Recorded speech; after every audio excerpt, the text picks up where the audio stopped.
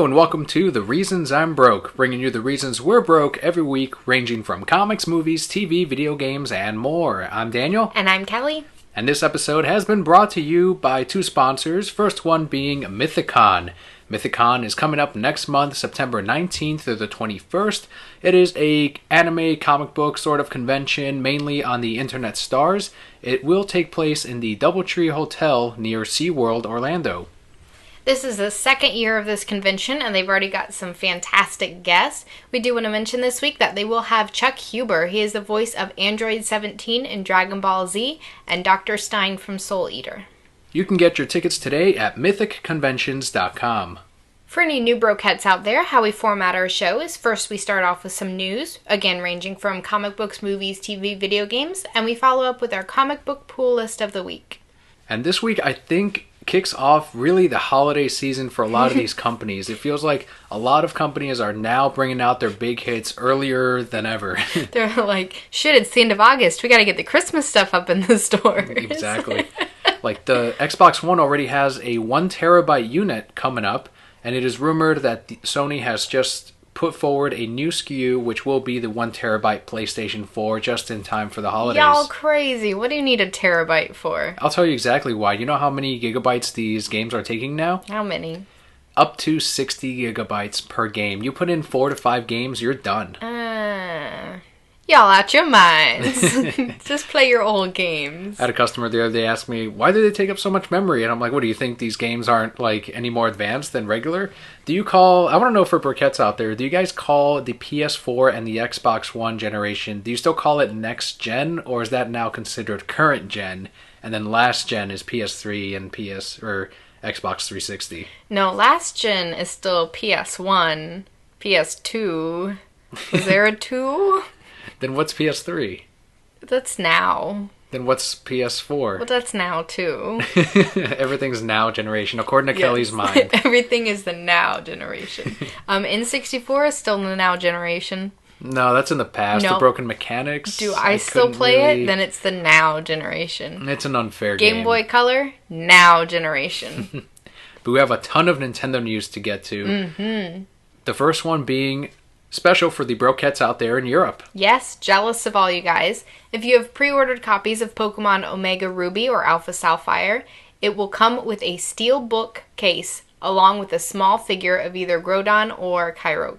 So you're getting Sapphire. Mm-hmm. I'm getting Ruby. Yeah, because you gave in. I did give in. The steelbook cases, the thing about these is they ding up really easily. Whenever we got the steelbook case for Assassin's Creed 3, and knowing, working so many years at GameStop, I know that these things are very fragile. Like, you put them in with just a little bit of pressure and the thing caves in. So when I stored it, I made sure to just put a little bit of space on each side. The case is a soccer player. Yeah. You run past him and he's like, oh no, my ankle. It's a porcelain doll. So yeah, it's a cool looking case. I'm going to post up a picture on Twitter this week. If you follow us on Twitter, it's @ReasonsI'mBroke. But the inside has both the legendary Pokemon and gorgeous artwork. One thing the steelbook case does do is it really highlights artwork. Anything that is white will be that steel color, so it shines in the perfect light. The colors are really bright. It is a really nice case. You just have to be really careful with them. Put it on the shelf. Pull it out every once in a while. No word yet on a US release. I do think we're going to get it, honestly. Oh yeah, I'm sure. But for now, GameStop pre-orders will be receiving an Omega Ruby and Alpha Sapphire poster. You can keep my poster. What's it a poster of? It's got the 2 legendary Pokemon on each side. You can keep my poster. It's basically a little kid's poster. It's got like the little cool designs in the background. Oh, so you'll definitely like my poster. Okay, so I'm a little kid, not a baby? No, you're still a baby. But babies like to think they're grown-ups. So they don't have to give out any kind of incentives because people will buy the game anyway. Oh, yeah. But it's always nice to get a little bonus. I love hearing so what are you going to give me? I'm going to give you a game. The game on day 1. Do you want to play this game on day 1? Pre-order this shit. They've also announced something really cool. It's called Pokken Tournament. This is developed by Bandai Namco with producers from both Soul Calibur and the Tekken series. The first trailer and screenshots are up on Kotaku.com. It will be a Japanese arcade release. that'll come out in 2015. As soon as people saw that, they freaked the fuck out. They said it's not coming to the U.S. because we don't have arcades here. There's nothing there about a console release. It's coming to the U.S. The trailer itself was in English. Like, if you see the letters, they're all in English, and that was the official thing. It's coming here. It'll come out on the Wii U. Even if it's just as a downloadable, I'm sure it will release in this country, in this region. People just need to calm down. It's Pokemon. Pokemon is like printing money. Of course they're going to bring it. But to explain a little more what this is, in case people don't know just from Pokken Tournament, you fight as Pokemon. So in the trailer, we see that one guy that I don't really like. Not Machoke. No, Machoke is the best. Lucario. That other weird whatever thing. And they're fighting and you're mashing buttons. I don't know, I'm assuming you're mashing buttons. So it is a fighting game for Pokemon. But not normal Pokemon fighting. But like legit fighting. Someone on Twitter said, fuck waiting your turn to attack. You just attack right now. Yeah, it's badass. Hopefully there'll be a Pikachu in there somewhere. He could kick all their asses. The game producer, Katsuhiro Harada, did say that it will not be limited to fighting-type Pokemon. Well, good. And they actually went on Twitter and said, what Pokemon do you want to see in the Pokken Tournament? Pikachu. Someone photoshopped Pikachu's face on, like, the strong man's body with, like, the little underwear thing. It's that Pikachu from that fan art we saw that one time, where they left the Poké Walker in the dryer and Pikachu. Tell them what it is. It's great. Do they remember the Poké Walker, some of these guys? Oh, man, some of the okay. Listeners? So when you got Soul Silver or Heart Gold, you got a little Poké Walker, and it was a pedometer, pretty much. It's the You Fit pedometer recolored as a Pokeball. I still have mine somewhere. But you transferred your Pokemon to it, and then you stuck it on your belt, and then you could walk around, and the more you walked, the more things it found, and you could catch Pokemon on it. It was really cool.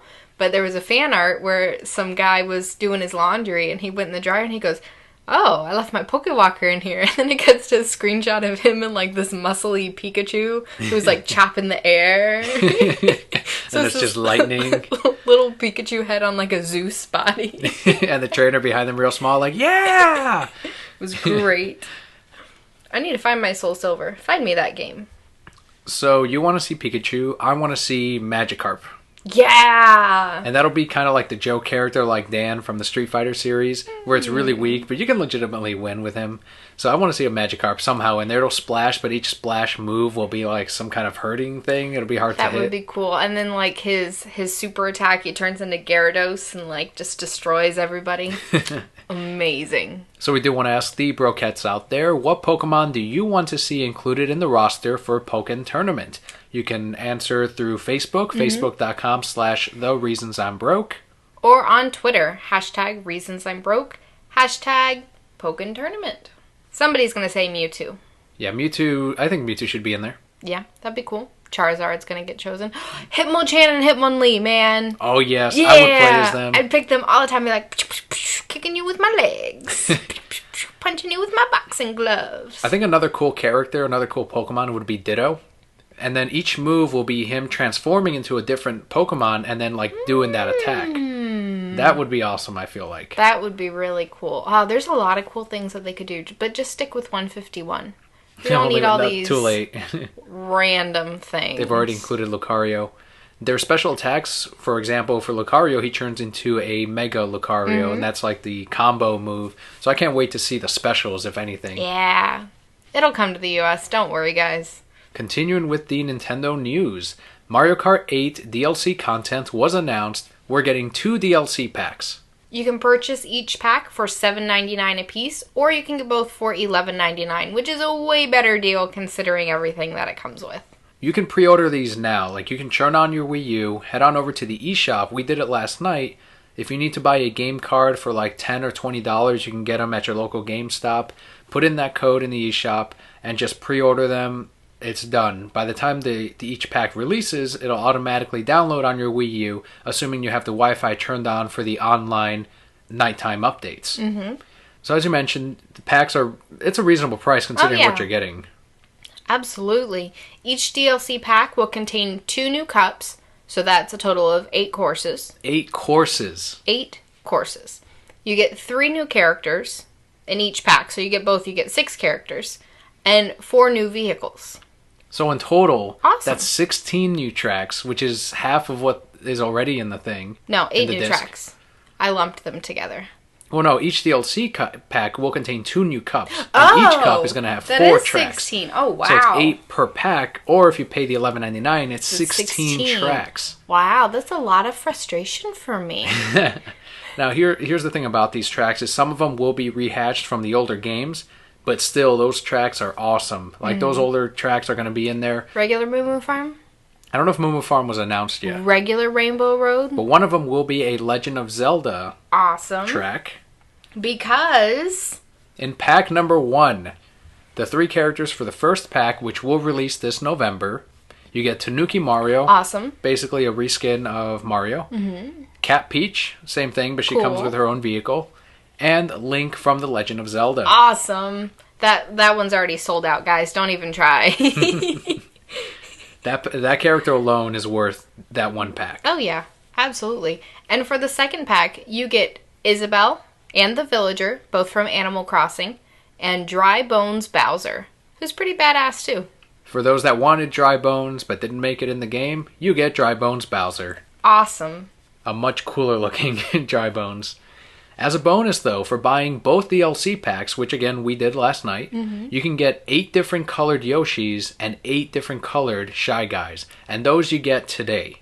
That's awesome. They were really cool, too. You were flipping through them last night. I wanted to play as Black Yoshi. I wanted to play as Pink Shy Guy. That'd be cool. That'd be fun, too, if, like, you all wanted to be Yoshi.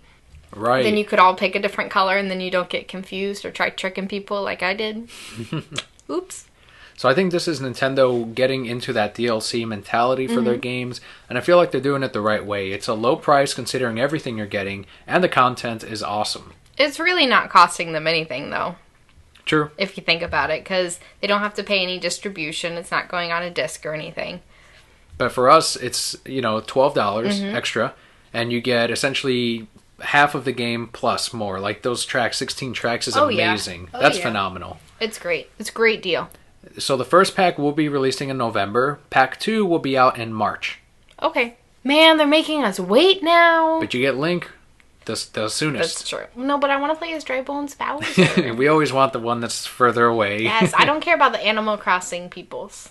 I just want to play as Dry Bones Bowser. One person online said, well, it's not really Mario Kart now if other characters from other games are in it. And I'm like, yeah, that's fine. Let's change it to Super Smash Brothers Kart. I don't give a damn. Nintendo Kart, let's do it. I want a Star Fox cast in there. They would have like a little hover. Well, there is an F-Zero cart in there now. And that one's going to hover. And so there's I can't your wait. Mercedes carts. The Mercedes carts. You can just drive your Mercedes. I didn't give a damn. I fucking downloaded those. And I'm going to enjoy them. And you'll still come in first place. Probably. And I'll still be angry back in 8th. There was also another Super Smash Brothers roster leak. There's been a couple of fake photoshops thrown out there on Reddit. None of them with too much legitimacy. But this latest leak, which regular listener and Broquette at IrishOnFire31, who challenged us on the ALS Ice Bucket Challenge, he tweeted me a link to the latest news. Like right in the morning I woke up and I was like, holy shit, what is this? And it actually looks legitimate. There are videos as well as the screenshots, and they don't look doctored or anything. We're getting confirmation because of news that we're going to touch up on here. But the 3 characters that were leaked, they are the Duck Hunt dog from the old NES, which makes me really happy. Just because after I knock someone out, I want to do that taunt where it laughs at you. I cannot wait. Another character is Shulk from Xenoblade. That one was actually confirmed today with the Nintendo Direct that went on. We're going to talk about that next. But I feel like that's what's giving this all legitimacy. Not only that, but the videos that look completely 100% real. And the last one being Bowser Jr., who kind of plays like Diddy Kong. He's on his floating cloud from, I want to say, Super Mario World. Good for him. He's like, I'm not going to touch the ground with you peasants. You got to come up here and get me. Stay in my floaty cloud. So those are pretty interesting character choices. And like you said, they did confirm Shulk today, which when I saw the name, I was like, they put She-Hulk? Yeah. I don't quite understand. But it looks like it's going to be a fun character. I've never played the Xenoblade games, but if you're into them, then that's a great option too. Yeah, that trailer is also up on Kotaku.com. And there are still 4 more rumored DLC characters. So first up we have Wolf. You're excited for that one. Yep, that's who I played as in Super Smash Bros. Brawl. Mm-hmm. You have Lucas, not Bart Simpson. You have the Ice Climbers, and finally Snake. Yep, Snake from the Metal Gear Solid series. So if this last rumor is true, that would mean that you have Snake, Sonic the Hedgehog, Mega Man, Pac-Man, all right there with Mario. Awesome. What would you do if instead of Snake it was really Arbok? Arbok from Pokemon? Yeah. That'd be kind of an odd choice. It'd be for awesome. a character. I'd play as him, like he could choke out people. Even more Pokemon to the roster? Yes, they should just make it Super Smash Pokemon Brothers. That's kind of what that Pokken Tournament is. It's not quite the same. So we did mention the Nintendo Direct news, which is actually next on our news list here. They announced some new 3DS models, and they look like they made some really good improvements. First up, they have an extra analog stick, a faster processor, bigger screens, and a longer battery life, which would be great for me because I leave mine closed for like a week, and then I'm like, oh, I need to finish that battle, and it goes, yeah, we're red, and it dies. All of those are awesome. That's not even including the extra features that we're going to touch up on. But the extra analog stick is really important because now they can develop games that actually can function sort of like console games would. Mm-hmm. With that extra analog stick, it really makes a difference, especially for the 3D platformers. Exactly. The screen can automatically adjust to brightness according to the room's lighting also, which is great. That'll save on battery life as well. Right. It's kind of like phones do that now, mm-hmm. tablets, and video game systems. You have an improved 3D function, so players can enjoy the 3D effects even from an angle, which is, I'm blown away by this. I feel that's really significant.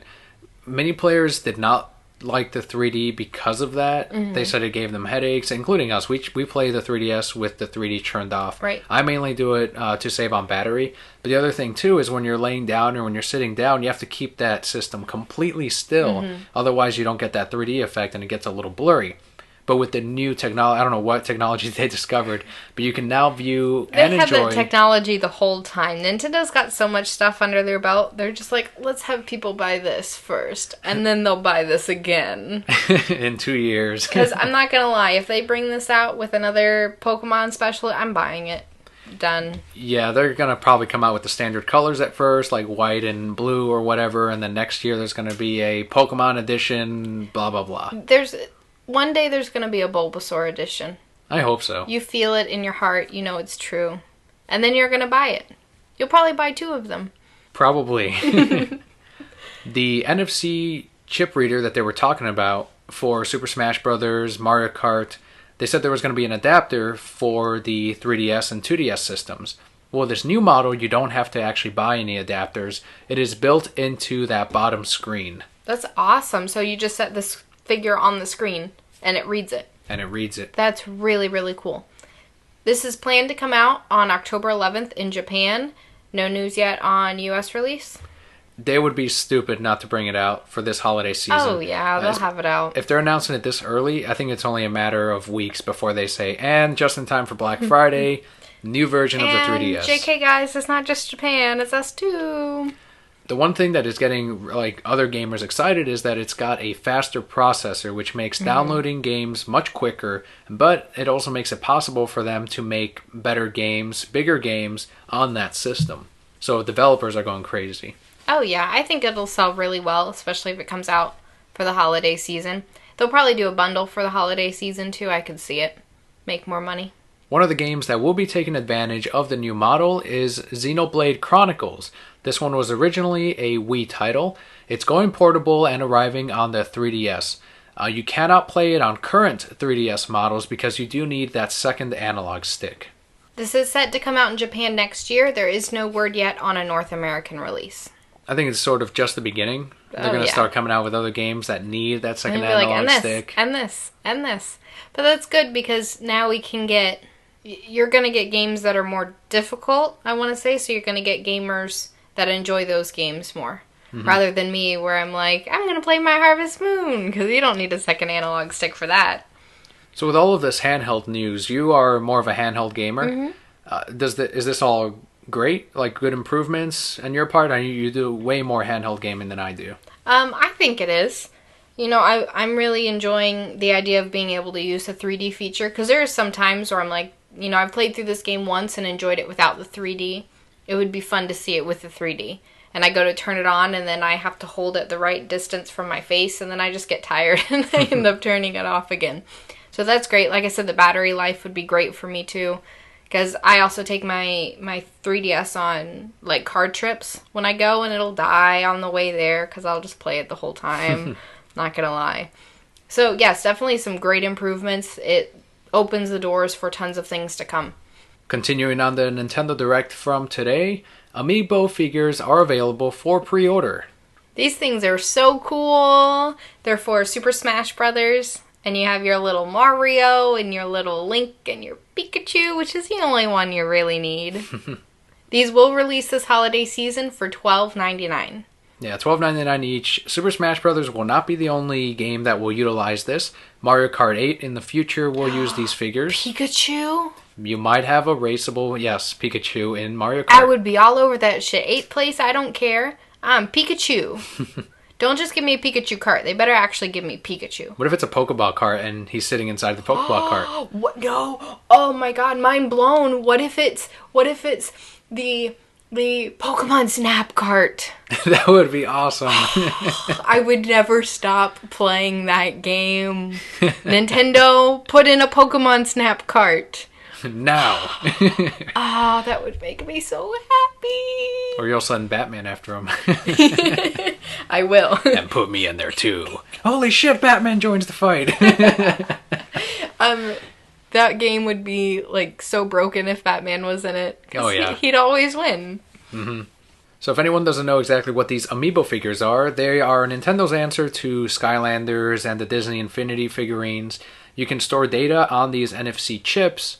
And basically for Super Smash Bros., for example, you can customize your fighter on your 3DS version, because that's the one that's going to release first. And then when the Wii U version comes out, you can transfer your same settings and character and all of that, your fighter, to the console with the extra moves, the extra speed and all that, and continue your fight on the big screen. So you can pretty much get really, really good at a game and save it, and then go over to your friend's house and say, I'm not that great, and then download your badass character and lose that friend.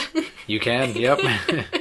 You know that's going to happen, and kids are going to cry. It will happen, and that's why Nintendo has included a mode in which the characters are back to their basic stats. That way you can't, just do that. No, players won't have an advantage. Nintendo planned for this. Even when you play online, you cannot use your Amiibo figure for ranking matches. You can do it for regular free play, but not for ones that will actually record your win and loss ratio. Good job, Nintendo. Yeah, they're catching up. They're catching up on this online internet thing. Somebody there had 2 children. Yeah. Somebody in that company had a second child and said, you know what, guys, we can't do this anymore. You're destroying lives. So we already pre-ordered 3 figurines. Mm-hmm. Yep, we got Pikachu, so that I can play him in Mario Kart. Yes. I got Fox from the Star Fox series. And then we also got Link. From The Legend of Zelda. Mm-hmm.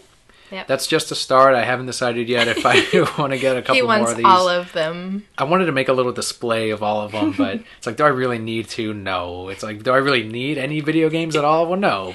Yes, we do. We don't need video games. I need to grow corn and harvest moon. I'm saving people's lives. But comics you do need. Just so you know. Okay. So, coming up the middle of next month, we will see new Wii U and 2DS bundles. First up under the Wii U, we have a Super Mario 3D World Deluxe set. It will release mid-September, and it comes with the system, Super Mario 3D World, and Nintendo Land for $299.99. That is the price of your standard Wii U system right now.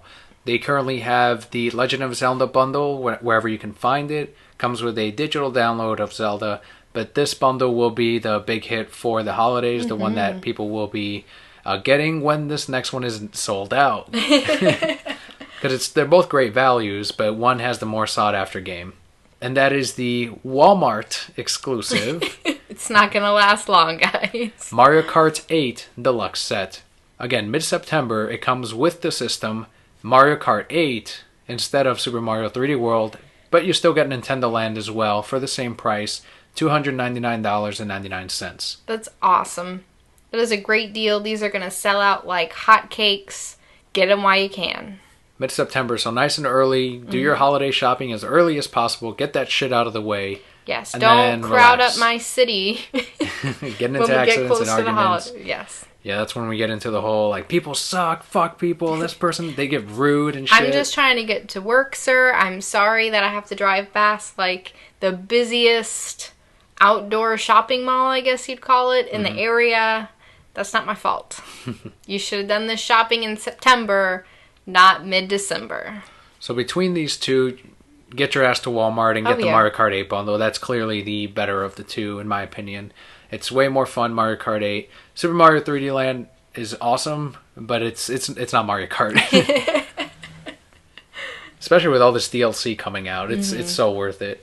The last couple of bundles, there's going to be 3 different 2DS bundles for early October. Okay. So it's a little bit later. But they will offer 3 different colors with the same game. The colors are Electric Blue, Crimson Red, or Sea Green, along with a code for the download of Mario Kart 7. This will retail for $129.99, the same price of a regular 2DS that you'd buy today. Worth it then. Sea Green sounds awesome. Electric Blue sounds really good too. Crimson Red is just, it repeats itself. Isn't Crimson Red? But it's like a darker red, a little bit darker instead Call of it burgundy. brighter. But these all sound like wonderful colors.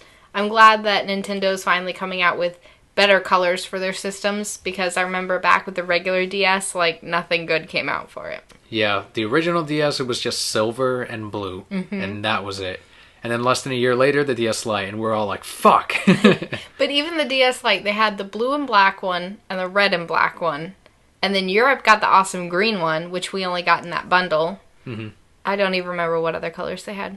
They had a ton of colors eventually, and now they're coming out with a ton for the 3DS. Oh, but they were still weird colors, like the rose pink shiny thing. Oh, there's got to be a pink one. But not rose pink shiny. Well, they also came out with a regular pink, a pearl pink. You're never happy. I'm happy with my Pikachu 3DS. That's super rare Pikachu 3DS. Yep. You guys want to buy it off me? Too bad. Still got the box, too. An update will be coming to the eShop this October for the 3DS. Themes will be coming. So cool. These are for the home menu. These themes will change the menu background, icons, folders, music, and sound effects, which is amazing. Like, I would totally spend $2 on one of these. If every time I turned on my Pikachu 3DS and it went, Pika! I'd be like, that'd be awesome. Amazing. I'd buy a Fire Emblem one, probably a Pokemon one, a Star Fox one. There's bound to be a Super Smash Brothers theme. There's no way there won't be. There's going to be a Mario Kart 8 one, too, where you sign in and it goes, meow. And with these new themes, now you can get special codes for, they have the option at least to like include a code for a theme when you pre-order a game. Like, they're just opening up their options. That's awesome. To really offer more things to players. I want to turn on my DS and it goes, meow. the classic Pokemon sounds. And I'm like, sounds. what Pokemon is that? All of them. All of them sound like that. I don't even know how many bits of sound that is, but it's... That was a great story. Okay, so I have to tell this story. I was flipping through my old-ass Pokedex one day, and it was making a noise, or, you know, that noise. For the Pokemon cries? Yes, and then I kept saying, it's all of them, and you're like, it's not all of them, Kelly. And I clicked through 3 more, and they were all the same noise, just a little bit faster or slower. Yeah. So it'd go, meow, meow, meow. And I proved you wrong. Who's the Pokemon Master now? You are. Yeah, I am. But that will conclude it for our video game news this week. We can move on to comics. Some comic book news, yeah. Awesome comic book news. Action Comics #1 sold last weekend. The total price on eBay was $3,207,852. That person never has to work again. It is actually a comic shop owner. Oh, wow. Good for him. So he can do some upgrades to his shop, try to get bigger books in there, or never retire. work again. Yes. Because that's what I would do. It was CGC graded 9.0. Amazing. That's the highest known graded Action Comics #1 in existence. Did they, like, wrap it up and bury it with somebody for a few years and then dig it up? Like, how did they keep this so nice? I saw the video for the seller. It had 2 previous owners before he bought it up. Apparently the 2 owners before then, they actually kept it in a briefcase. Oh, wow. And it was actually preserved away from sunlight, kept in cool conditions, and that's how they ended up with such a great copy of Action Comics. Even CGC, they're a part of the video. When they were interviewed, they couldn't believe it. And they graded it rigorously like they do with the rest of their books. And they were just like, no, this has not been restored in any way. This is a 9.0 Action Comics #1. The guy who's grading it is flipping through, rips the page. Oh, 8.5. Why is this an 8.5? Oh, you have this little rip here, and that wasn't there before. Why is there tape on it now? And someone wrote, "Oops, sorry," next to it. I want him to lick his thumb and try and stick the pages back together with spit. But in all seriousness, somebody had to have a time machine and gone back in time and been like, here, put this comic in your briefcase and carry it around for a few years. But that is, it's awesome. I think it's kind of interesting to see just how a comic as old as this, Superman 9.0, is insane. 8.5, Dan. Because of that. Because of that tear. And that little bit of spit on there. Yes, it's amazing. I wish I had that kind of money so that I could buy it and then sell it again and retire. But I think that does make it the highest value for a comic book ever at this point. The most expensive comic in existence. It always hurts my heart. Hurts it so much when I tell people how much comics sell for. And they go, I used to read all those old comics. I'd read them and throw them away. Or I lost them when I moved out of the house. Somebody just threw them all away when I moved out. Here's the thing. I hear that story all the time. I don't believe half of them. I hear it from old people. Okay, well, see, I hear it from people in their 40s. Oh, no. They're like, I used to have old comics, and then my mom threw them away. Why is it always your mom that threw them away? Always, every time, it's the same story. There's a lady I work with, and she's in her 60s now, and she told me she used to read, all the older comics, and she'd read them and just throw them away when she was done. Well, back then, that's what it was. Right. Like, you didn't actually think that one day these things will be valuable. Think of stuff we throw away today and don't see any value in it. I wouldn't even say newspapers, because some people do collect those. I don't know, get absurd, like a fucking receipt or something. This receipt is from 1928 or something. The wrapper around my socks.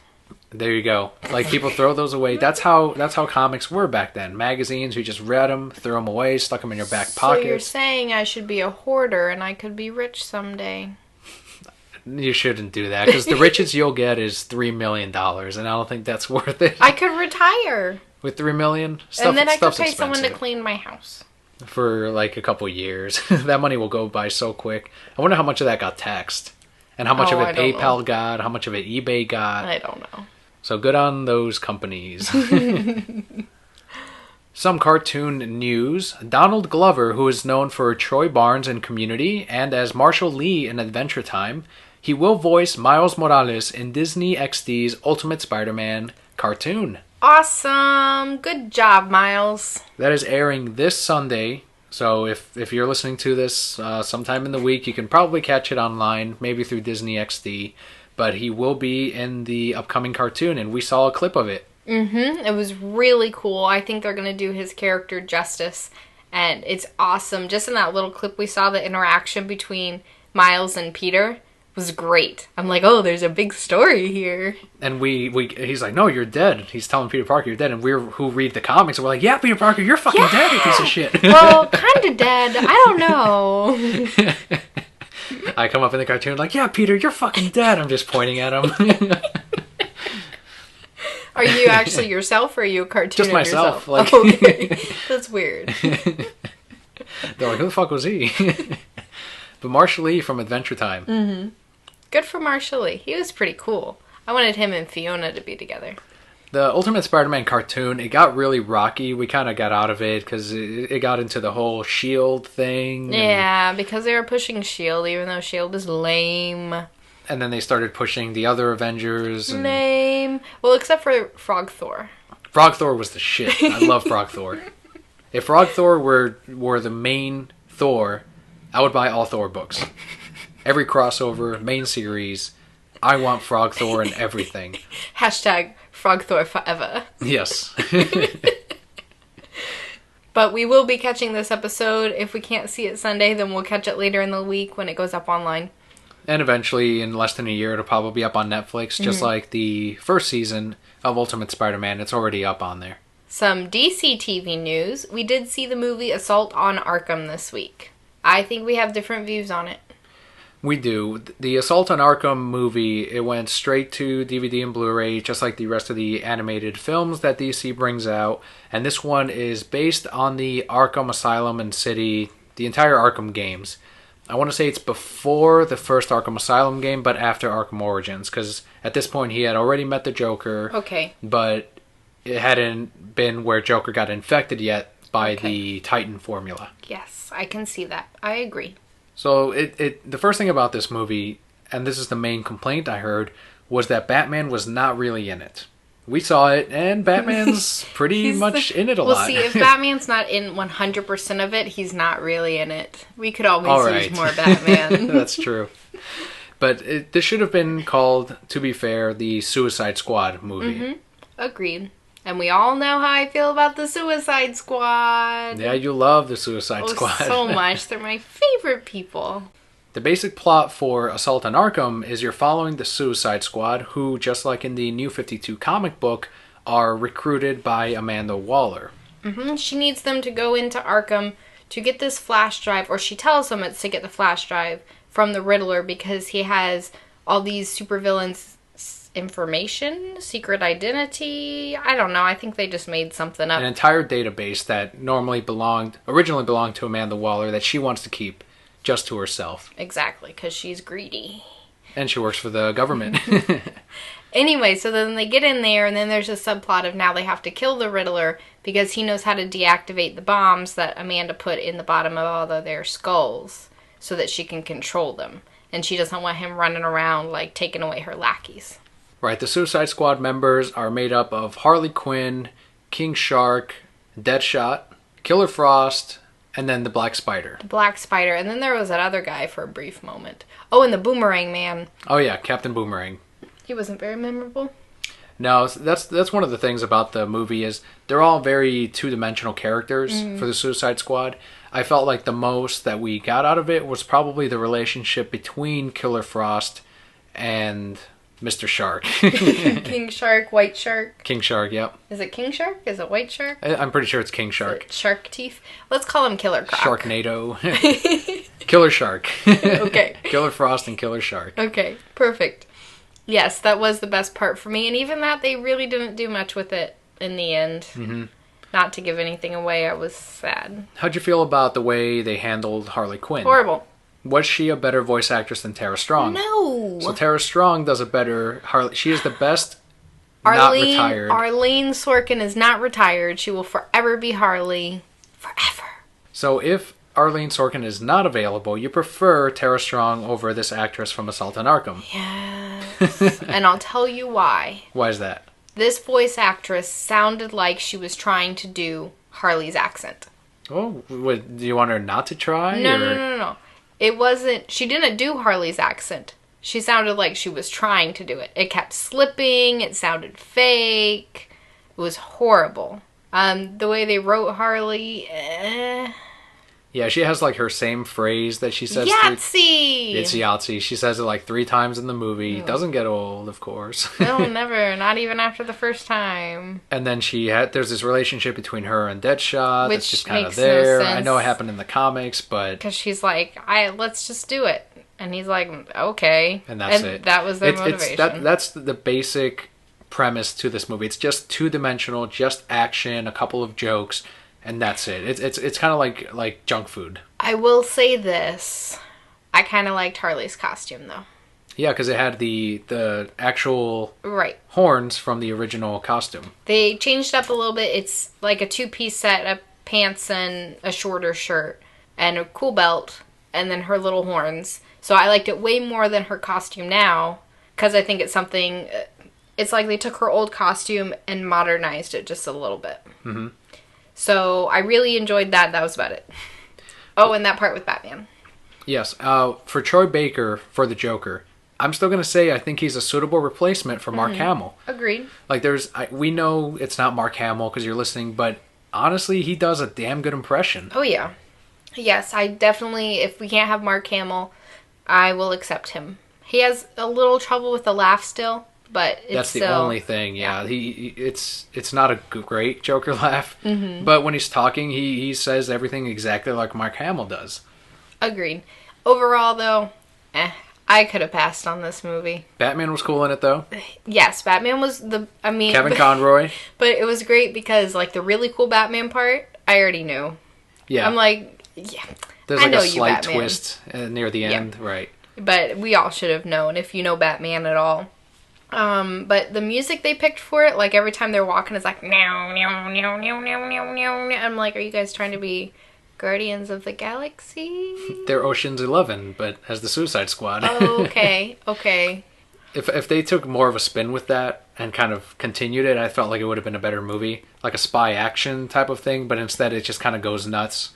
Yeah. And goes with explosions, and all these villains are suddenly in it for some reason. And if they gave everyone more, I don't know if they developed anybody at all. Because even when the thing happens with King Shark, whatever, what I thought they were building up to, that other character is just like, meh, let's keep going. Or I wish at the end when Joker and Deadshot were fighting, that Harley actually had to make a decision. Yeah, instead of just teasing it. Right. Yeah, that would have been nice too. That final scene as well. I did like that Batman and Amanda Waller do have their little conversation, just like in the Justice League cartoon. And Kevin Conroy did a great job. Oh, yeah. He always does. Kevin Conroy could be, like, mumbling in his sleep, and it would be the best Batman Record ever. that shit.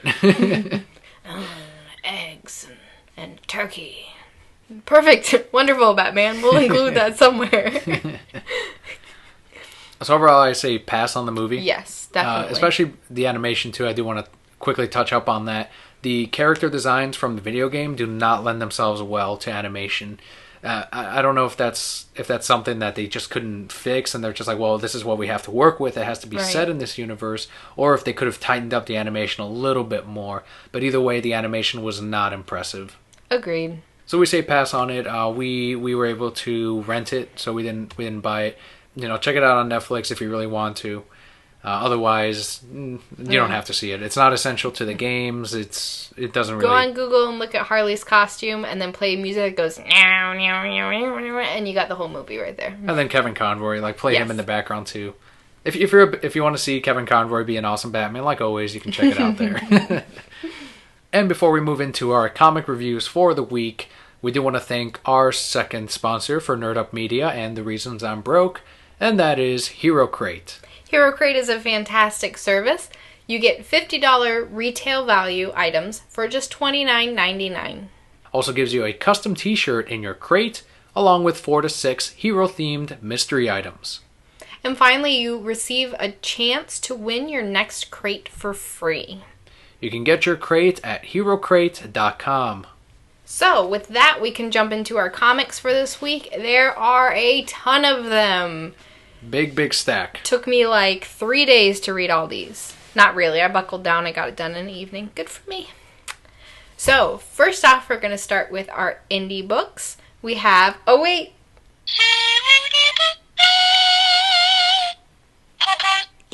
BN Puppycat, number 3. This is written and drawn by Tate Howard, Madeline Flores, Ian McGinty, and Anissa Espinosa, with colors by Fred Stressing.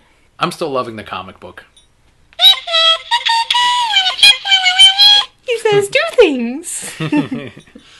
Me too. It is a fabulous comic book, wonderful story. We get to see Wallace's mom. Actually, we get several stories in this one. You get Wallace's mom. Yeah, if you saw the first episode of BM Puppycat, this does continue the story with what happened to Wallace, at least what happened to his mom if she ever came back for him, and they will continue it in the next issue. But there are several little stories. I love the artwork to all of it. Oh, yeah. Puppycat is my favorite. He's my favorite character. He looks angry all the time. Because he always looks angry, and I think that's adorable. I love it. And this comic did come in 2 different covers. We actually ended up getting both of them. Because they were fabulous. And the art inside reflects it perfectly. I love the first story. Oh, I forgot about this one. It's so good. So they have to clean their house or whatever because people are coming back. And she's like, ugh, I don't feel like cleaning. Let's go on a mission. So they go on a mission and they get to the mission and everything. They're all like, it's solved. Now help us clean. And I was like, ah. Yeah, very light stories. I love them. Great book. The only downside to it, I guess, was the previews to Bravest Warriors. Yeah. Only because I don't know if this is already going to be included in a separate Bravest Warrior story. It was a funny book, but if you're not reading the book, you're just kind of like, what the fuck is this at the very end here? Right. Well, they're trying to cross-promote because they cover both of them in Cartoon Hangover. But overall, we are loving being Puppycat. We're getting updates from the Kickstarter, so the cartoon is set to still debut this fall. We got some storyboard stills, and it's looking great. Yep, and I got a Puppycat plush, so go buy one too. Because that's what makes that fun noise. Look, he jingles too. Not our pick of the week, though.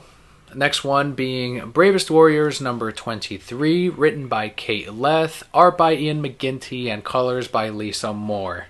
A lot of stuff going on in this one, but it was pretty funny. Pass of the week. I figured it would be. How'd you know? Because I know you, and nothing really happened in this comic. It was a big old filler. We got to see a little bit of Chris becoming the Emotion Lord or whatever he is. But that's all it really was. That's my biggest problem with this book, and I think the last issue did something very similar. I don't have a problem with nothing happening as long as it's entertaining and I'm having fun. I wasn't having fun with this comic at all. Right. And the fact that it ties in so much to the show, it's going to lose some of the readers that aren't watching the show. So for someone like me, when I enjoyed this comic because it was a great companion as like a separate thing to the show. The show is its own thing, and the comics are little adventures on their own. But when they start trying to cross them, and I understand that the writer writes the show too, and that we thought that would be a great thing, not so much with this. Agreed. The thing is, this book was work too, because they have those fun little notes at the bottom, just like Adventure Time does.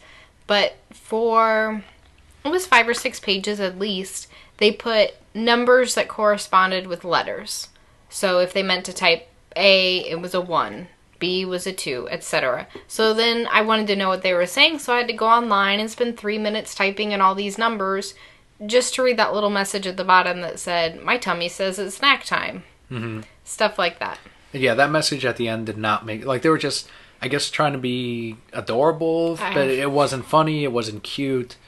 And then the backup story, which would have been the saving grace for this comic, because it takes place outside of the show, which is what the comic originally started out as, but even that story is not that good. They go into this rat world where they are forced to race, because this is where Chris wanted to go for vacation, and they're forced again, and it just wasn't that entertaining. Yeah, agreed. I can see how it's your pass of the week. I don't know. I still found some of it entertaining, like Catbug jumping out, saving the day. He said something funny there. And you got evil robot Chris Who's being still scary, creepy. yeah. Yeah, they still made him creepy. He didn't really do much either, except be like, go to sleep, Danny. That's why he scares you, because he's all over Danny, and your name is Danny. And the character is also Hispanic, and... You two kind of have matching eyebrows, too. Robot Chris is freaking scary. Leave me alone. Let's move on from this book. If they make a Robot Chris plush, can I buy it and set it on your chest at night and you wake up? Absolutely not. And you squeeze his ear and he's like, hi, Danny. I don't like this. I don't like where this conversation's going. And it's not funny. You're like, I need to go to my safe place. Call an adult. Stranger danger. Can we get to the Batman books yet? He'll keep me safe. So up next we have Cartoon Network Super Secret Crisis War number 3. This is number 3 of 6 miniseries. Written by Louise Simonson with art by Derek Charm. Now here's the complete opposite of something that Bravest Warriors did. For the 3rd issue, it doesn't seem like they moved the plot forward too much. At some point, our heroes do get separated. For people not following the comic, it is the biggest Cartoon Network characters all together in one book. So this includes the Powerpuff Girls, Samurai Jack, Ed, Edd and Eddy, Dexter from Dexter's Lab, Ben 10, and then all of their counterpart supervillains. Mm-hmm. So for this one, you find out that they're still making more of these robots, more of these clones, but we don't really know why yet. How they're going to be utilized, at least. And then at some point in this book, they do get separated, which I think is a good thing, because I feel like they're going to focus more on how these different characters from different shows are going to work together and interact with one another. I think Buttercup and Dexter are going to fall in love. I wouldn't mind that. Yep, it's going to happen. Because they have that moment where she's like, ugh, why did I have to grab you? Great. But no, I agree. There were some great interactions between the characters here, like Samurai Jack and Bubbles. That was adorable. Yes. And I think ultimately, in the end, some of the villains are going to team up with the heroes to stop another villain. Mm-hmm. Who I think this whole thing could have done without. That whole show could have just been left out and would have been fine. Yeah, you continue to see how the supervillain group is actually breaking down slowly, and how these guys are actually they don't have the same goal in mind, and you see that especially with Mojo Jojo. Yep. The only thing that would make this better for you, Dan, is if, what's his name? Hoo-ha-hoo, Johnny Bravo, if he showed up. And he was just like, hoo-ha-hoo. That would be awesome. I wish he was in this. He wouldn't fit. I think they picked a really good cast for this book. They all work together well and very differently. Mm-hmm. Next is actually a Simpsons comic, a one-shot called Kang and Kodos #1. If you remember those characters, they made their debut in the Simpsons Halloween specials, and now they have their own comic just in time, I guess, for Halloween. All the Halloween stuff is up. Yeah, it's fine.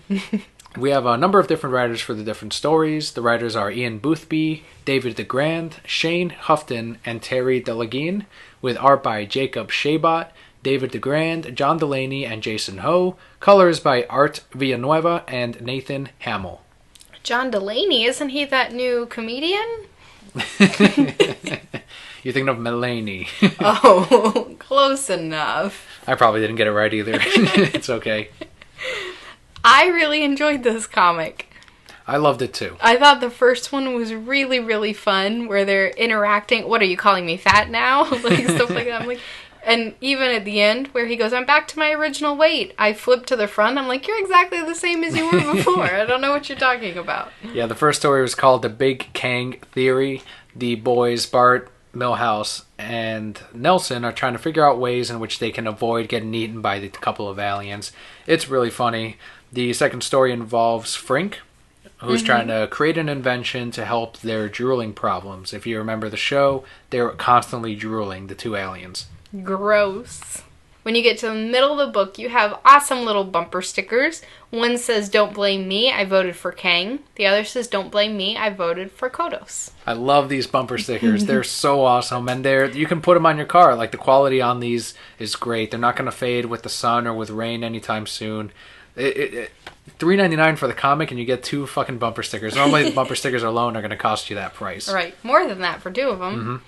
The next story is one where they go to Hillbilly Town, and they're like, we'll just abduct these guys. Nobody will ever notice. And hilarity ensues. Yeah, the whole book is really funny. Worth the $3.99. Definitely check it out if you haven't yet. Hopefully it's not sold out at your local comic shop. I know at the one I work at on Wednesday, New Comic Book Day, it was flying. It was definitely flying. Yeah, really good book for the price. Next up is Saga number 22, written by Brian K. Vaughan with art by Fiona Staples. Your pick of the week. This is your pick of the week, No, it's Dan. your pick of the week. I know you it's your pick of the week. said that I could pick your pick of the week, No. so I picked this one as your pick of the week. It is always your pick of the week. Oh. Is it your pick of the week? There's no mystery left for you anymore, is there? Yes, it's my pick of the week. I really like this book. So it continues, the separation between our two parents is sort of continuing. I think I feel like everything kind of sort of came to a breaking point with this issue. And also with the secondary characters, I feel like they are now really ramping up the action to the point where we are going to get close to whatever big event they're leading up to. I feel like there's going to be a death involved very soon with one of our two parents, but I'm not sure. We're still watching Hope grow, and that's entertaining also. I don't see a death happening anytime soon.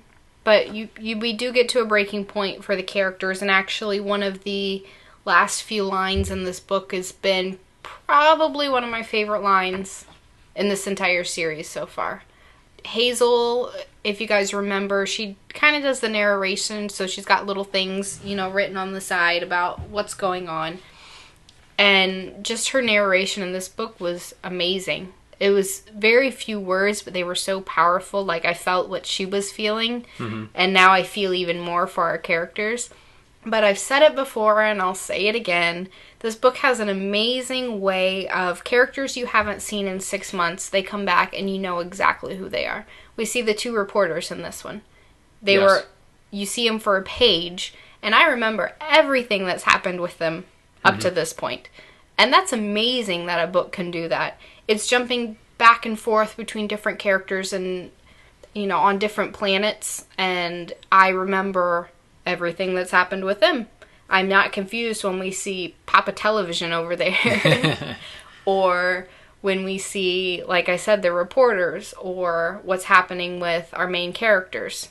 I remember all of it. And that's why it's always my pick of the week. Because what other book can you say really does that? Batman. Even sometimes with Batman, I'm like, Batman and Robin. Who's this? I don't even... Every other Batman book. Tyler, who I don't understand. Raoul al Ghul. Raoul al Ghul and Tyler. There needs to be guitar music when they come out. Raoul al Ghul. Can he throw a flower like Tuxedo Mask? He throws it at Batman. Swing. Here you go, detective. So, yes. Saga number 22, my pick of the week. Big surprise. I'm sorry there's no mystery left for you, Dan. I cannot wait until they finish this entire book and put it in one big book, and I will buy the whole fucking $50 or whatever it is. The entire saga? Thank you. Good job. Claps for you. I would buy the entire saga of Saga and read it and enjoy it and cry and laugh. When are we going to get to see the Will again? I miss him. I do miss the Will too, yeah. Hope we see him soon. I'm sure I like we him. will. He's a good character. He was pretty awesome. Maybe he's just gone forever. Brokettes, read the story. There's I think there's 2 trades out now. Check them out. They're in softcover, very affordable. Worth it. And catch up. That's what the trades are there for, at least for Saga. That's why they take that 6-month break so that people can catch up with the trades and then pick up the issue as soon as it comes in. Oh, and they're doing another costume contest. They are? If you read the back. I kind of want to do it, but I am not the complexion of any of these characters. I just want to be the big TV king. Put a giant widescreen TV on me. Just hide behind this TV right here. My costume, done. Why is he wearing a Batman shirt? Because you're the TV king. The next book on our indie list is TMNT Turtles in Time, number 3 of 4. Written by Eric Burnham, art by Ben Bates. This has been my favorite Turtles in Time so far. Pirates in Time. Captain Mikey. This issue was made for you. Like, they wrote this just for you. Just for me. And then Michelangelo's the captain. Oh, Kelly, she's going to love that. Done. Loved it. It was wonderful. But beyond that, Mikey had a good message. He was the best character in this. I think we can all learn from this message. So if you want to give him a quick rundown on the pirate story inside. Yes. So, Captain Jack Sparrow is... There's no Jack Sparrow in this. Shh. Okay, Captain... We're still going to call him Jack Sparrow. Fine. Okay, Captain Jack... No, he's not cool enough to be Jack Sparrow. Captain Morgan. He does kind of look like Captain Morgan. So Captain Morgan's driving his boat, and then the Kraken people show up. And they're like, we're going to kill you all, because Hush is there, but he's got on a red mask instead. And Captain Morgan's like, oh no, we're all going to die. But then the turtles pop out. And then Hush and his band get scared and they run away, because they're like, it's demons. And then Captain Morgan's like, we're still going to die because these are demons. And then they're like, nah, we're just turtles. We're just giant-ass turtles. Let's go fight those guys. And then Captain Morgan's like, nah, we're gonna run away because we don't really kill. And I'm like, you guys aren't really pirates, are you? But I digress. So then Mikey gives this amazing speech about how you can't keep worrying about the future. You just have to live for today and go, and you guys will always be running away from these people if you run away with them from them forever. So then... So they have to read to find out what happens at the end. Man, I was into this story. We had Captain Morgan and Mikey. Captain Mikey. This was a really good book. But yes, it had a great message in it, like you mentioned with Michelangelo. Like, we can't do it justice. Read the dialogue in the book. And if you're going to only pick up one of the Turtles in Time's book, I think this one has been the best one so far. The one before this was the dinosaur one, which is my favorite one. No, not the dinosaur one. one. Well, I mean, my favorite one before this one. No, which was issue number 1. I don't even remember the dinosaur one. Definitely Captain Morgan. But this one was great. Yes. Really very, good very good. It's going to be tough for them to top this one. Not just because it's pirates, and I love me some pirates. And the artwork itself was amazing. It's like this watercolor artwork. It looked great, and it was almost my pick of the week. It was close, but not really close to mine. After 2 back-to-back bad like TMNT comics that we had the last 2 weeks, this made up for it completely. Yeah, agreed. Next, we're going to move into our one Marvel book this week. We have Silver Surfer number 5. This is written by Dan Slott with art by Michael Allred, and colorist is Laura Allred. Another one of your books. Yes. I lucked out, man. How was this not your pick of the week? Oh, wait, because Saga. You know what, Dan? Just let me live my life. It could be a Silver Surfer book drawn by Dustin Nguyen, and it still wouldn't be your pick of the week if Saga came out that week. What happens in the Silver Surfer book? It doesn't matter. It doesn't matter. No, just tell me, in this hypothetical Dusty Nguyen Silver Surfer, what happens? Batman and Silver Surfer team up. Like, that's how great it could be. And is there a love story? With Silver Surfer and, the Ladybug lady. Is Catwoman there? And Catwoman's there. And Talia's dead? No, Talia's not dead. And Batman goes, Talia, I do not love you, and I've never loved you, that would not and I happen. hope you just die. That would make the book untrue. That would be the best book of my life. No, Saga would still be your pick of the week. Probably. So, in this book, okay, I love Silver Surfer, but they're adding too many Marvel characters. Characters that we don't really care too much about. Last month, it was those movie people. Kratos, the skunk, the Ent. The Guardians of the Galaxy. She-Hulk, yeah. They showed up. In this one, you get legit Hulk. And Dr. Fate? Doctor Strange. Okay. Who will probably get his own movie soon. And the Sandman? Yeah, I thought Sandman too when I saw him. No, he was the Nightmare Man. That's exactly who it looked like, though. Yes, it looked exactly like Sandman, who accidentally fell asleep. Good for him. I felt this one was way, like, Dan Slott is a huge Doctor Who fan, and he sort of is basing this book on it. Oh, so that makes a lot of sense. So the previous issues, I was just like, okay, whatever. It's not really like Doctor Who, but this one is like an episode of Doctor Who almost. I felt it was the weakest one we've gotten so far out of the entire series. Agreed. But I still like the issue a lot. Yes. We finally get to see them. And the reasoning for it I thought was really sweet. The last few panels were wonderful with her dad and her sister. Yeah, Dawn Greenwood, I felt like this was more a book for her because this gives her a reason to actually leave with the Silver Surfer and to go on these adventures with him. Right. And I felt like we were sort of missing that if we were to just jump in. But we do get that last story in here. The cameos from Hulk and Doctor Strange, while harmless, didn't really add anything to the story. Agreed. I think it would have been fine without them. They kept flipping back and they're like, oh, we're doing something. And I'm like, you guys aren't doing anything. Yeah. Just go away. But otherwise, I thought it was a really good comic. I'm hoping now that they're off in space, we won't have to see any more of these other Marvel characters, and it can just be them falling in love and surfing the stars. That's all you're waiting for. Yep. And with that, we can move into our DC Comics. First one being Adventures of Superman number 16, written by Joe Keatinge, art by Ming Doyle, Brent Shanuver, David Williams, Tula Lotay, Jason Sean Alexander, and John Bogdanove. A lot of artists, and there's a reason for this. The colors are by Jordi Belair, Nick Filardi, Jason Wright, Lee Luffridge, and Mad Pencil Studio. Mad Pencil Studio. Yeah. That's amazing. I guess it's a collaboration of people, or it's just another artist that went I want that to be his name. Not even he changed it, like his birth name. Mad Pencil. That would be so badass. Like they're going through... They're calling out the names in class, like Billy here, Tina here, Mad Pencil here. Right here.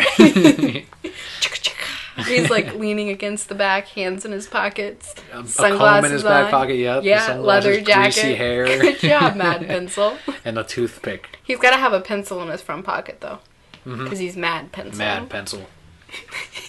So, Adventures, this one I loved. I adore this issue. This was almost my pick of the week. I was confused.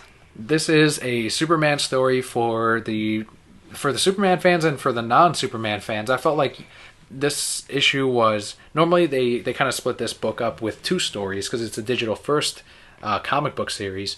But for this one, they put it all in one big issue. It's $3.99, no more than your standard comic book. But you do get a lot of story. This is essentially taking an out-of-continuity Superman like the rest of the comic book has been, where Superman does not age. He is immortal. Essentially. And the basic story is he has a one big failure early on in his Superman life, because he does actually end up living to the end of existence itself. And you'll get there when you read the comic. I'm not going to spoil it. But one of the major failures he gets, and he'll always remember it, is a ship that he couldn't save. At the very end of it, it's kind of like a perfect wraparound story on what Superman means for people, what he means for himself, and how he truly will act based on how he can save other people and not just for himself, which he could, because he is an all-powerful super alien. And in this one, it's so touching to see that this man that has sort of given his life to everything can get his own sort of reward near the end of it. And I loved it. Yeah, okay, I can see that. The part that bothered me was throughout, and there's 4 or 5 different sub-stories, which are great. But throughout it, you have this Jesus guy telling this main story, and I feel like he never finished that story. I never understood why he was telling the story. Well, he was answering the questions that we had as we were jumping in between the questions. The king was essentially the reader, the pessimistic reader, if anything, because he always went straight to the negative, like, oh, this is just a story about salvation. He's like, well, no, not really. It's actually this. And then he continued. And it was actually Kamandi, who is everyone knows it's a DC Comics character. Mm-hmm. But I feel like you are right. He didn't get sort of like an ending to him, unless another character near the end was him. I'm not sure. It wasn't too clear on that. Mm-hmm. And I can sort of see that being a weak point. But as far as serving the story, I felt like he did his job. Yeah, and now that you talk about it being ultimately about Superman getting a reward, I can see and agree with that. The reason it had so many artists is for each era, you do see most versions of Superman as you move into the future. So you get the classic one where it has kind of like the police shield badge, sort of, with the little S, like the classic Action Comics #1 cover. And it goes all the way to New 52 and the red underwear and all of that. It's awesome. It's a great book. I really loved it. Yeah, pick it up. It was a good book. Next, we have Batman Beyond Universe, #13. This is written by Kyle Higgins and Alex Siegel, with art by Phil Hester, Eric Gapster, Craig Rousseau, and Tony Silas. And the colorist is Nick Fillard and Guy Major. My pick of the week. Well, yeah, because you went on about it all week. This was almost my pick of the week, except, Saga. Mm-hmm. So you picked Saga over the animated series. Can I have a not Saga pick of the week? Since it's understood that Saga is forever my pick of the week. On Saga weeks, can we have my not Saga pick of the week? I approve this. Okay, so this is my not Saga pick of the week. Kelly's not Saga pick of the week. See, this just solves all our problems. It does. Now you don't have to go Saga every time that we come up to it. The Phantasm. Yes. Motherfucking Phantasm is back. It's a motherfucking Phantasm. In the future. So that's pretty awesome, right? That's not why it's my pick of the week. It sets up the Phantasm, so we're going to find out more about who this Phantasm is, if it's really Andrea Belmont or not. Mm-hmm. And I love that in itself, because Bruce is just... we never saw the Phantasm, or the Phantasm was never actually presented or anything to Old Man Bruce. If you remember in the Justice League Unlimited episode, it's called Epilogue. It closes out the entire Timverse universe because it's set in the farthest point of the future. The Phantasm in her old age was originally supposed to kill Terry's parents and create Batman again for a future Gotham, because Gotham will always need a Batman. But she couldn't pull the trigger at the very end because she says we cannot artificially create Batman. It's something that just has to... No, she said Bruce would not want that. That Come as on, well, Dan. but... Think like a woman. But as she mentions in the cartoon, there would always be a Batman, and anyway, his dad ended up getting murdered. But Bruce never knew that she was the hitman. Mm-hmm. So when Bruce sees her in this, it's such a great moment because you're like, yes, Bruce, now you fucked Wonder Woman, now go do Andra again. And he fucked Raish, so let's not forget that. In Talia's body, it's alright. It was Raish, and Raish was like, detective. Perfect. Then he could die happy. See, everyone got their happy ending.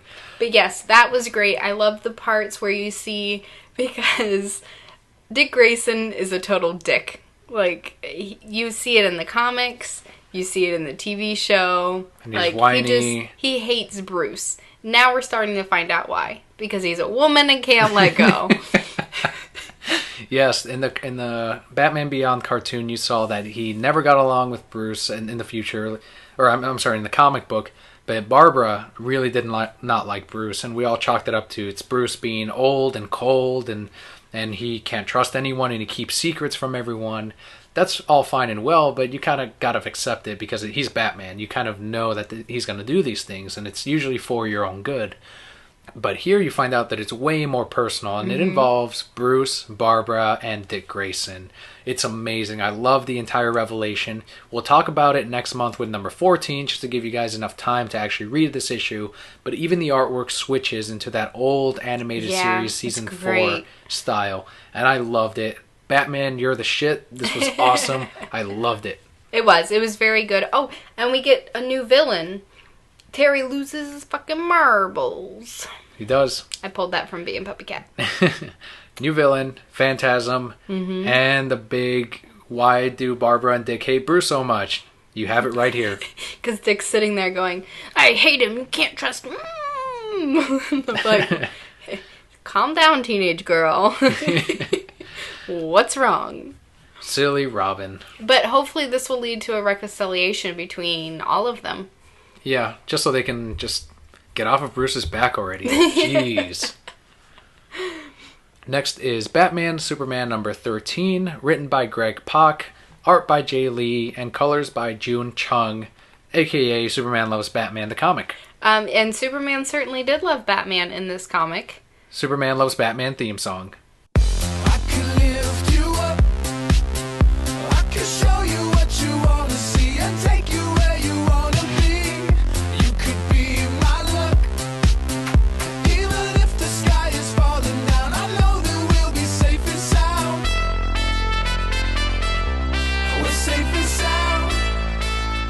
Loves Batman because even though they don't remember, he still showed up naked to the party. Well, the plot for this one is in a different Earth, Batman and Superman are set up by their like universe god or demon or whatever. They say it's a demon. In exchange for the previous demon from the other arc, she was messing with Batman and Superman in that universe and crossing the different versions. She ends up on this different plane of existence, and this super being catches her and says, why shouldn't I devour you right now? And she says, because I can give you the essence and essentially a copy of two of my biggest nuisance in my universe, which is Batman and Superman, and you can mold them however you see fit. And he's like, all right, cool. So he's like, Batman? Tell me more. Superman and this... Oh my. Oh my. Who's this?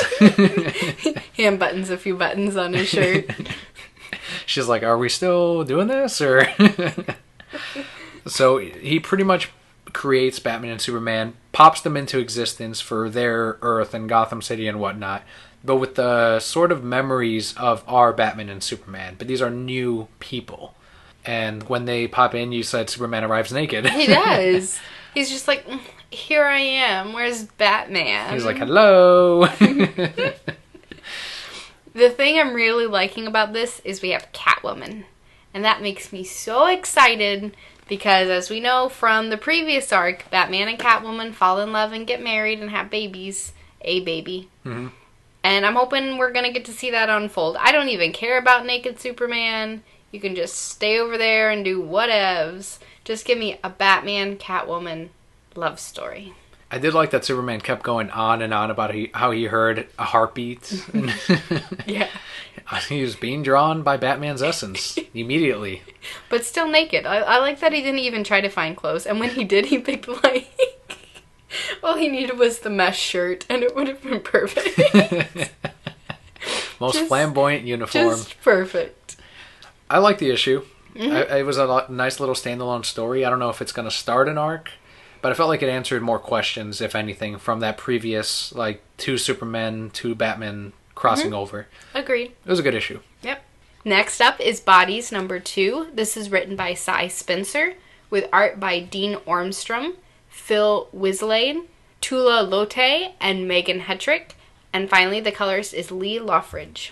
I'm still really enjoying this book. Such a good story. Mm-hmm. Really good mystery story. I still want to know where this is all going, and I'm still intrigued. Like, I'm not exactly getting ahead of the story at all. We're being led as a reader, but it's not so far back where I'm just, like, losing interest. Like, well, I'm too lost. I'm not going to get it. Right. No, this is all making sense, and all the characters are so colorful, and they've only been around for 1 book, now 2, and I'm already attached to a couple of them. Mm-hmm. Especially the first story where it's like the Jack the Ripper area. I love the detective. Where he goes to the hooker house. Yeah. It's awesome. I'm like, yeah, you get your fucking jollies on. I don't care. I'm loving the one way in the future, too, where she can't remember anything, and you get that freaky, like, naked boy who's being gross and jumping out windows. Right.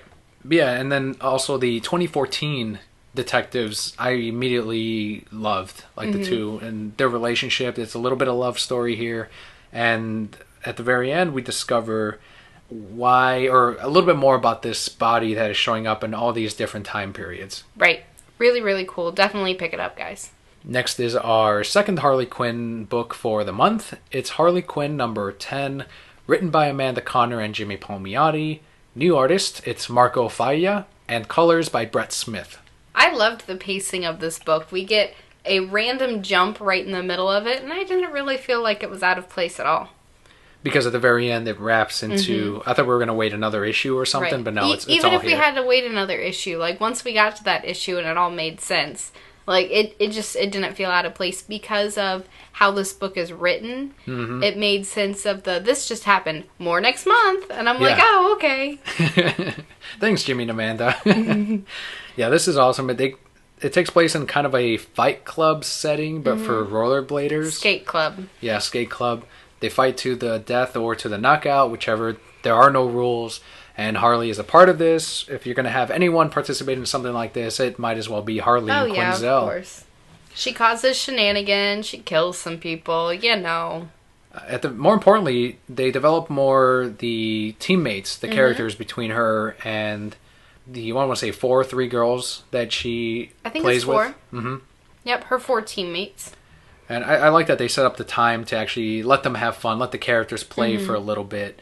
And then at the very end, you have a fan favorite. If you've seen any of the solicitations, you know who is coming into the series.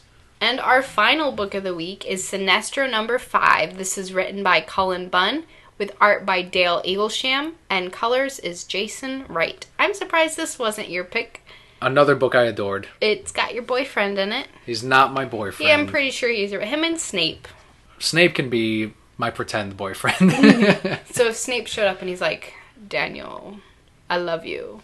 Always. You want to be like, peace out. I would just melt and... and that will play as like you fall back. I like Alan Rickman. He's an awesome actor. He's a very handsome man. Even when he's all silver. In Sweeney Todd? Yeah. Very handsome man. So Sinestro, not my boyfriend. Yeah, I'm pretty sure he's your boyfriend. He's not the Batman to my Superman. So Daniel's boyfriend #5. This issue, if you remembered in the last one, Hal Jordan showed up at the very end of #4. you see the outcome of their sort of confrontation in this. More importantly, you get answers from what happened before issue number 1. How did Sinestro actually manage to keep control of Parallax, and what ended up happening with that? Because we never got that explanation. And it's badass. And it's awesome with number 5. It's such a Sinestro thing that I loved it. I love this issue. You love the cover too. We talked about it when the solicitation came out. Yeah. How Parallax is just cradling them. And bringing them into, we were like, oh, he's going to come through my window and just drop off Sinestro. But it was a very good issue. A lot of character development. I love that at the end with Sinestro's daughter. I'll just leave it at that. Go read it. But it made me happy. Yes. I like her a lot. Yep, me too. Sarana Gnatu, that's her name. Yep. So I think this will actually be the beginning of another arc. Like, this was the end of the arc. Yeah, right before the Futures End stuff kicks in next month. Oh, that's right. We're going to jump 5 years in the future next month. I hope more of these are good, or better than the ones from last year's Villain Month. I felt like a majority of those stories, the one-shots, were not very good. Joker's daughter? That wasn't good, Dan? There better not be... Hopefully there's not a book that bad this year. I don't know. If they have like a Joker's Daughter Futures End, then... Thankfully that's... Oh wait, it's in Suicide Squad. No! Good thing I'm not reading it anymore. It's not written by Innocenti though. It can't be that bad. Oh, well... How about this? She's writing the Catwoman one, so maybe that's going to be the shitty one this year. It's going to be horrible. Why do they employ her? Well, she may not be for long of... I will go write Catwoman, and I'll do a really great job. And that'll do it for our podcast this week. To summarize our pick of the week, well, yours was... Both of us was Saga number 22. No, yours was Saga number 22. Mine was Batman Beyond Universe number 13. My not Saga pick of the week was also Batman Beyond Universe number 13. My pass of the week was Bravest Warriors number 23. I really didn't have a pass of the week. I enjoyed all of these a lot. Okay. I think I just like Bravest Warriors more than you because, I understand it. We do want to once again thank our sponsors, Mythicon and Hero Crate. You can find us at nerdupmedia.com, where you will find a link to our Facebook, which is facebook.com/thereasonsimbroke. We also have a YouTube link up there. On YouTube, you can find our ALS Ice Bucket Challenge, which we put up last week, as well as a Puppycat review for my... Wait. My Puppycat plush, which is just the best thing ever. I think I push his ear like 14 times a day. And then soon this week, we should actually have a J. Lee Batman Black and White unboxing. Yeah, that was a surprise gift from my wife, Kelly. Thank you very much. Totes snuck in the store while you were working, too. It's a really nice statue. I can't wait to do an unboxing and share it with all the brokettes out there. So hopefully it'll be up later on this week. Make sure to subscribe on YouTube, but also leave us a review on iTunes. It's very important. It helps us get more listeners, but also more exposure with the podcast, with reviews. Very easy. Takes a couple of minutes. As always, Brokettes, thank you so much for listening and for tuning in every week. You guys are the reason why we do this. Thank you so much. I'm Kelly. And I'm Daniel. We'll see you next week.